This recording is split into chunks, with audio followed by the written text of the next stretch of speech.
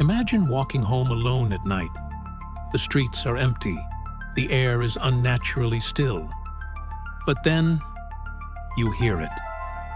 Footsteps. Soft, deliberate, following you. You turn, but no one's there.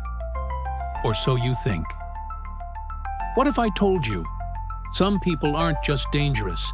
There's something far worse. And once they find you, they never let you go. Stay with me till the end, if you dare. It was a night like no other. The streets were eerily empty, and the air was thick with tension. Kara had just finished her shift at the diner, locking the doors as the last few customers drifted into the night. She glanced out into the dark, feeling an unsettling chill that she couldn't shake. The world felt still, as if holding its breath. As she pulled her coat tighter around her, a rustle broke the silence. Footsteps, soft, deliberate, following her. Kara's heart raced. She glanced over her shoulder but saw nothing. Was it just her mind playing tricks? Then, there it was again, closer this time. She froze. There, at the end of the alley, stood a figure. Tall, hooded, his face hidden in the shadows. His posture was unnaturally stiff, like a predator watching its prey. Kara's instincts screamed to run, but she couldn't move. Fear rooted her in place. "Hey!" she called out, her voice trembling. "Who's there?" The figure didn't respond. Instead, there was a low, chilling chuckle. Kara's skin prickled as the figure stepped forward, his face emerging into the dim light. And when their eyes met, her breath caught. His eyes weren't human. They were dark, black, soulless, and they seemed to pierce right through her. "I wouldn't run if I were you." His voice was cold, calm, and smooth. "You wouldn't get far." Kara's stomach twisted. Every cell in her body screamed at her to escape, but her feet wouldn't move. The figure's grip tightened around her wrist, his touch cold and unnatural, like ice. She gasped, trying to pull away, but his fingers dug deeper. "You know," he said, "people like you are always the easiest to find." Her mind raced, adrenaline pumping through her veins.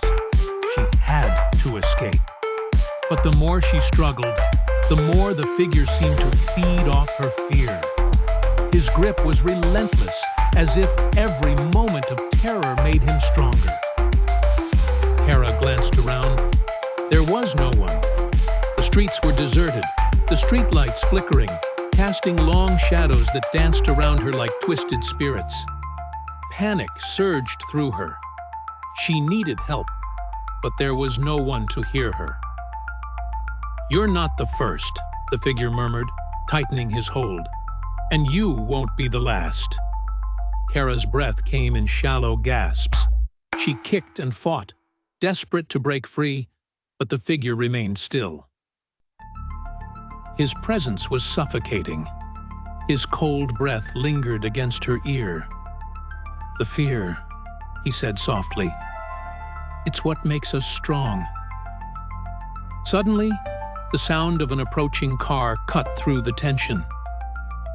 The figure's eyes flickered. Just for a second, Kara thought she saw a hint of hesitation. Without warning, he shoved her away, causing her to stumble backward into the wet pavement.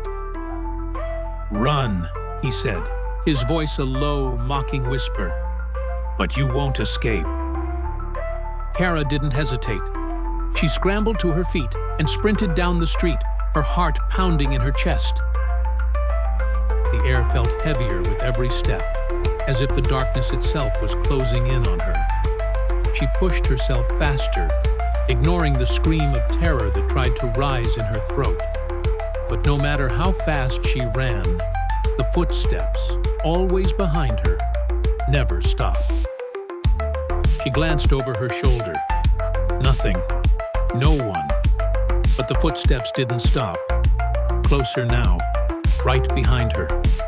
Kara's chest tightened as she reached her front door. Her hands trembled as she fumbled with her keys. Panic threatening to take over. Finally, the door clicked open, and she slammed it shut behind her, locking it in one swift motion.